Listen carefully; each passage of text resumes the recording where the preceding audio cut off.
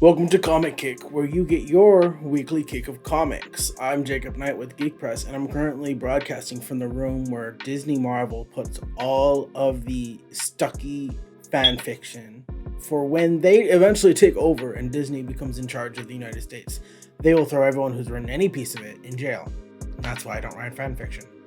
Today on the channel, I wanted to talk about Static, one of my favorite characters of all of the comic compendium out there.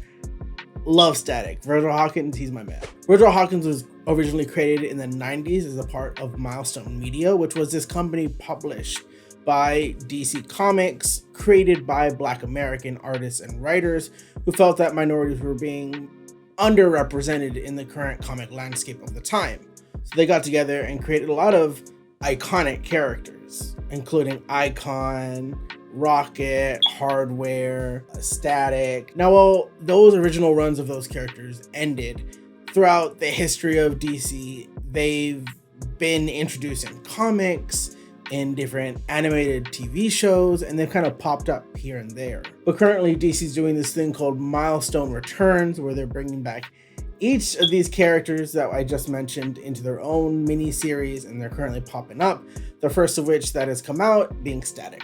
Now, I wanted to really talk about this book. I'm a fan of it. I really liked the characters and the iconography of Static and everything about it, especially since I think any story that Static has told, whether it be in the comics or in the popular cartoon show, which got me into it, there's always good lessons and stories that you can take from Static and his company. So just if you're interested in the character, I'm going to say just get the book.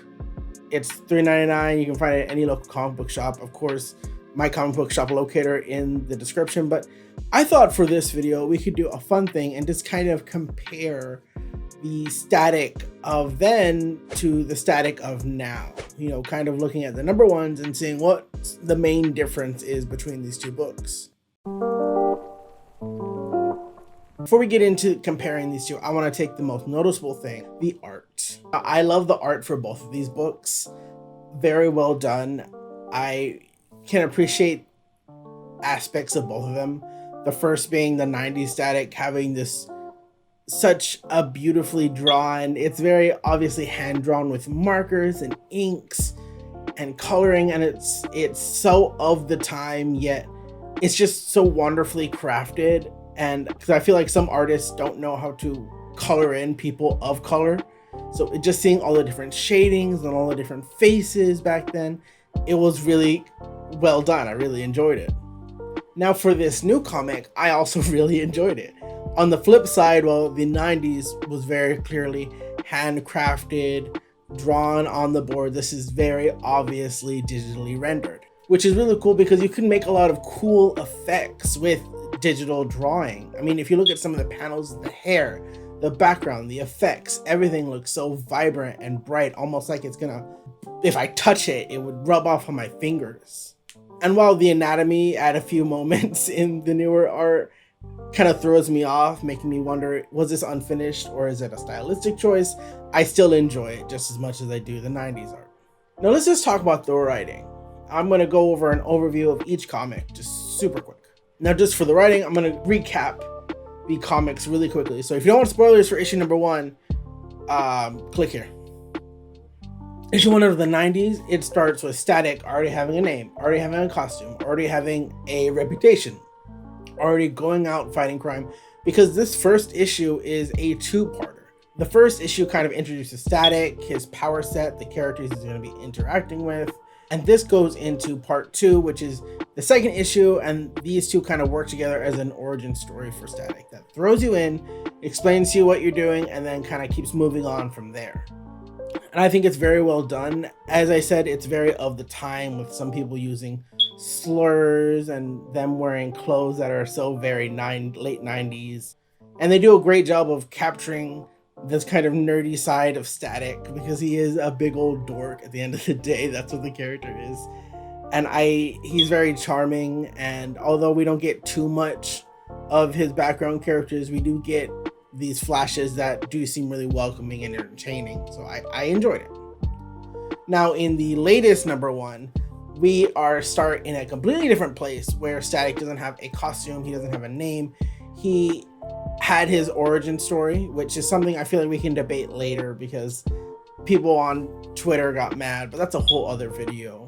But in this issue number 1, he basically just is very angsty. He's very much dealing with the idea of having power and what that means, and how he as a person can control this.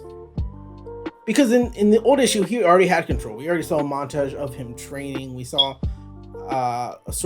we sped up through his development as a hero. But in this one, this seems to take off right in the middle. You're going to see him turning into Static. Right now, he's just Virgil Hawkins, dorky guy who gets bullied. If there's anything I would add to the issue, it's the fact that his background, i.e. the part where you actually see him get his powers and a bit more fleshing out of the story, was done in Milestone Returns, which is sort of a precursor to all these miniseries.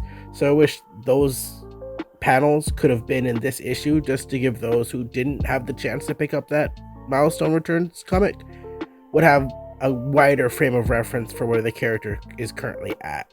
How he and his antagonist Francis, well, they have sort of this reflective relationship where Francis Hotstreak is clearly what he could be if he didn't have empathy, if he didn't have control. And in the first issue, he deals a lot with control of his emotions, of his powers, of his life, because he feels like he may be losing it all.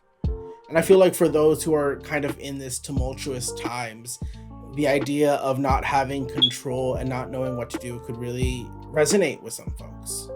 So whether or not you sign on immediately is something I feel is different, because in the 90s, I signed on first book like, okay, I like this character. I'll keep seeing how he develops and grows. And this one is sort of like, okay, we're not there yet, but I'm intrigued to see where we go.